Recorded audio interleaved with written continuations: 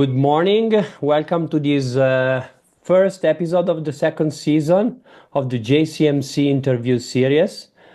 Today we are with Susana Vacas, who is associate professor at Harvard Medical School and neuroanesthesiologist at Mass General Hospital of Boston. So it's very a pleasure for me to introduce her and introduce a very nice work that we published in September 2024, in which Susana is last author, which is Preoperative Biomarkers Associated with Delayed Neurocognitive Recovery. And so I would like to start asking you to tell us in brief what the study is about. Hi, good morning. Thank you again for having me over here today, and it's a pleasure to be speaking about this study. This study was a great collaboration with an amazing group, the Matthias Kreutzer group, and it was from Munich, so it was let's call it an international collaboration where also our two postdocs, Dr. Tadini and Dr. Aydin, were working we're looking at this data. So the study focused on identifying preoperative biomarkers that are associated with delayed neurocognitive recovery after surgery. Delayed neurocognitive recovery is a form of perioperative neurocognitive disorders that affects patients' cognitive function in the immediate postoperative period, which is a little bit different from delirium, which normally happens in those 7 days with changes in consciousness and fluctuation. So, given the growing evidence that perioperative brain health impacts long-term cognitive trajectories, our study aimed to determine whether commonly used intraoperative tools such as the EEG and cerebral oximetry could serve as early indicators of vulnerability to perioperative neurocognitive disorders. And in this case, we were looking at one of these forms that is less studied, which is delayed neurocognitive recovery.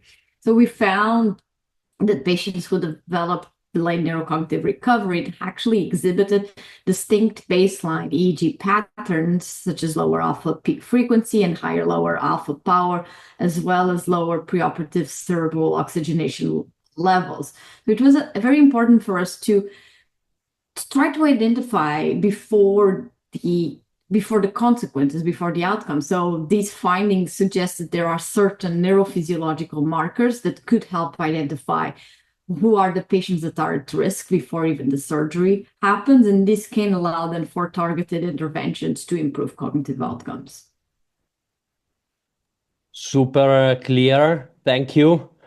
So I'm as the listeners know, I would like to go a little bit deeper into the generation of the idea process.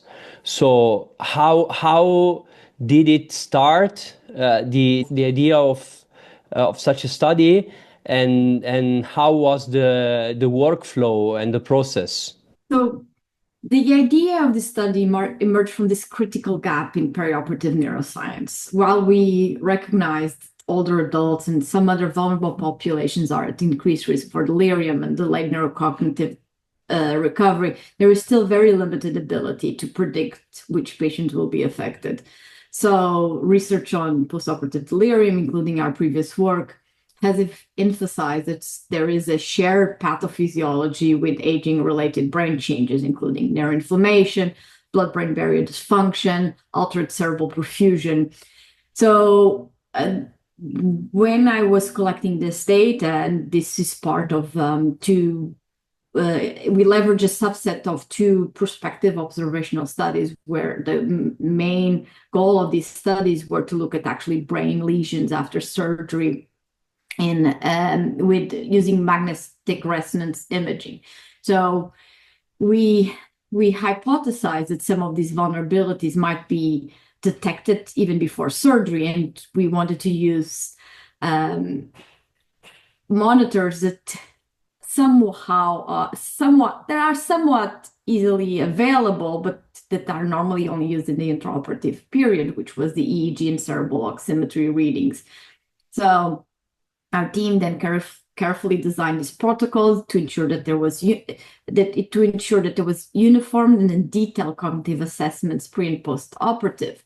We so far one of the big issues that we're having when we're analyzing data is that we don't have comparative data. We measure cognition after there is a complaint. So we don't know tracking cognition in our surgical patients is normally a problem because there's limited time in preoperatively to actually do cognitive assessment. So we wanted to make sure that we had this uniform, detailed cognitive assessments before and post after surgery. And we also wanted to make sure that we knew what we were doing intraoperatively. So we used the standard monitoring techniques to gather this high resolution EEG and oximetry data. And the journey from concept to publication involved not only validating our findings, but also ensuring that they were aligned with these emerging frameworks in perioperative brain health research. So our work this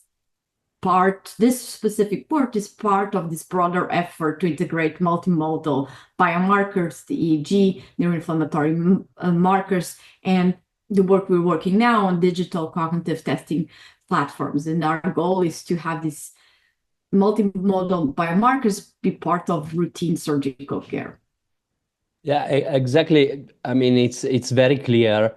What I was thinking, listening to you, it's really fascinating. First of all, as I am a neuroanesthesiologist too,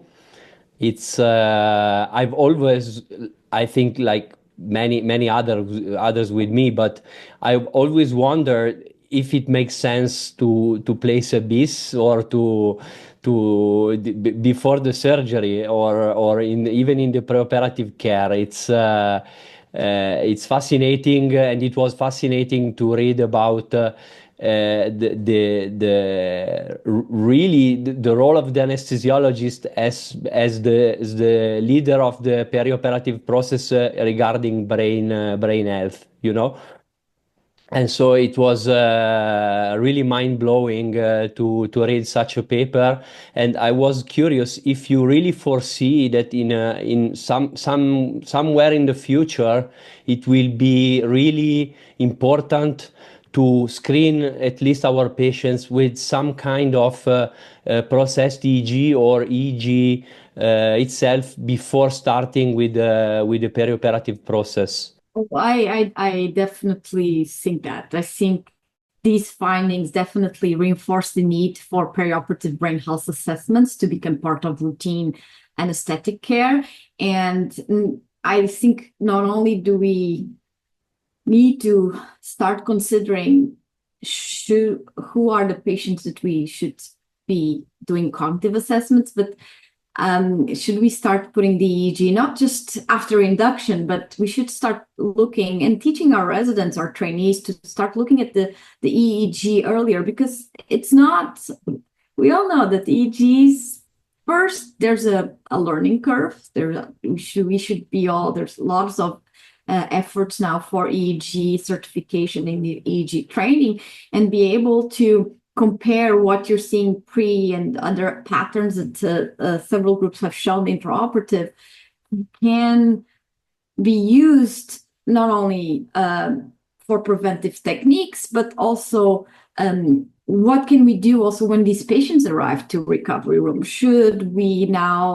We can't have all the families, for example, in the recovery room. It would be great, but if we know that these patients might be the ones that are benefiting from having, for example, family support early on for reorientation, that this could be one of the weapons we could use.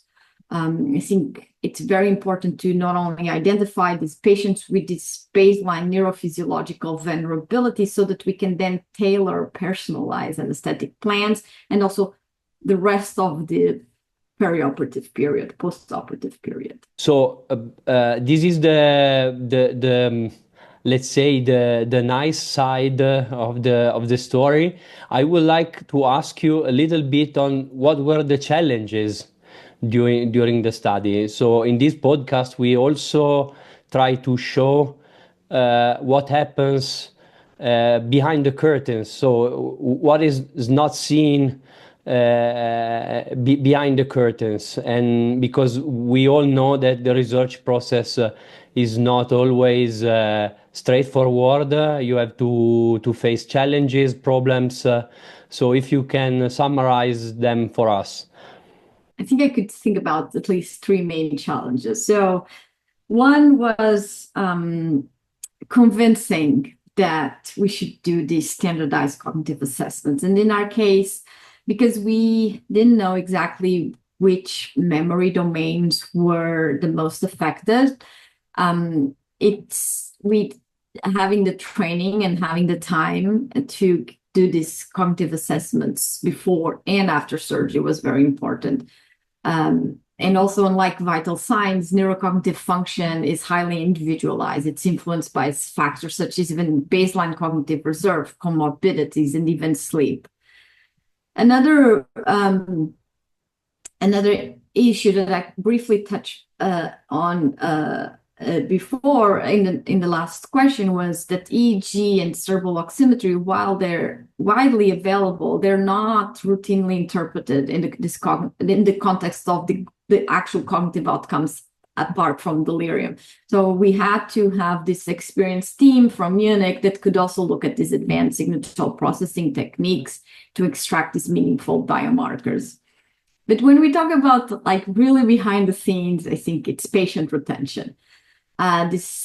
The substantial coordination, ensuring that both the patients are completing pre and post-operative assessments, it's crucial for the study integrity. That you have the team that is doing the assessments is not the team that's actually doing them the evaluation.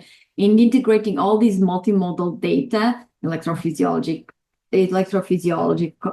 data, even the hemodynamic data, making sure that there is a uniformed anesthetic plan, and all these neuropsychological measures, integrating all of them together also require this careful statistical modeling to have the meaningful associations and patients. Confounding factors such as comorbidities, anesthesia type, surgical duration, intraoperative complications. So that's why I would love to have 3 times more patients, but because of all of these issues, and we wanted to have a very robust data, we ended up not having that many patients as I would have hoped for. So I think our time is running out. So I first of all thank Susana, but all the team. As Susana said, I didn't tell it in the beginning, but this was an international collaboration, as you said. So with also really smart people from Munich. So thank you very much for participating in our podcast. And I also ask the listeners to follow us on social media. So we have X, we have a LinkedIn page you can follow, and also you can find us on Spotify, mainly on YouTube. And it's very important for us if you click follow, and because the more we are, the more content we can provide. So thank you, Susana. Thank you, me.